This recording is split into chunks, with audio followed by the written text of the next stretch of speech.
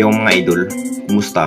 Mandragma Sports, tabi nga pala ating pag-usapan, Barangay Ginebra, Jeremiah Gray, welcome back muli at Clip Hodge, mabigat na sinabi sa Ginebra, pero bago na nga yan, kung bago ka lang sa aking channel, huwag mong kalimutan mag-subscribe at i-click ang notification bell para lagi kang updated sa ating latest upload pa natin.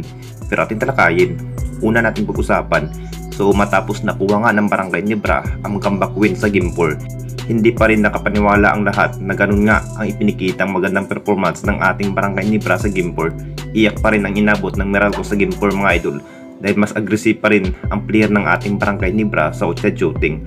Masasabing mas nabasa na rin ang bawat stamina ng Meralco kung bakit ganun nga ang nangyari.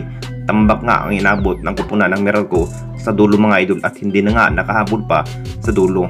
Tagumpay nga ang plano ni Coach Tim mga idol na bawiin nga ang panalo sa semi. Alam naman nating lahat mga idol na may player pa rin ng ating Barangay Ginebra na masasabit na muli makapaglaro ay walang iba kundi si Jeremiah Gray. Dahil ilang laban na rin ang nasabing second gunner ni Coach Tim ay walang iba kundi si Jeremiah Gray. Hindi pa rin nakapaglaro dahil sa kanyang guto injury, at naayos na rin ang bawat injury ni Jeremiah Gray. Si Jimmy Malonzo pa rin ang mas nare-recover sa kanyang injury. Ito pa rin ang hinihintay ng lahat na makapaglaro muli ang nasabing gunner na si Jeremiah Gray sa kupunan ng Barangay Ginebra. Malaking maitulong pa rin si Jeremiah Gray, at lalo na sa opensiba, mas mabibigyan pa rin ni Coach Tim si Jeremiah Gray ng mahabang playing time nung last conference. May pag-asa pa rin ng ating Barangay Ginebra na magkakampiyon nga sa Philippine Cup. Kung matatalo nga ng Barangay Ginebra ang bawat makakaharap sa semi at finals, nakapagdesisyon na rin si Jeremiah Gray na makapaglaro muli sa Game 5. At dito na naman tayo sa isa pa nating balita. Clip Hodge, mabigat na sinabi sa kupunan ng Barangay Ginebra.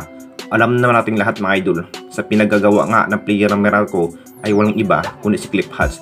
Muntikan pa rin na injury ang former MVP na si Scotty sa leeg mga idol, kung bakit mas napakadumi pa rin talaga ang ipinikitang laban ni Clip Hodge mga idol sa Game 4. Kaba pa rin ang dalawang kupunan kung sino pa nga ba ang makapasok sa finals, dahil naging tabla nga ang laban sa bawat laban ng ating Barangay Ginebra at Meralco na may dalawang panalo sa bawat laban. Masasabing makaabot na nga dito sa Game 7. Mas pina-improve na rin ang bawat laro nga ng ating Barangay Ginebra kung paano pa nga ba basahin ang bawat stamina ng Meralco sa lahat ng player ng Meralco.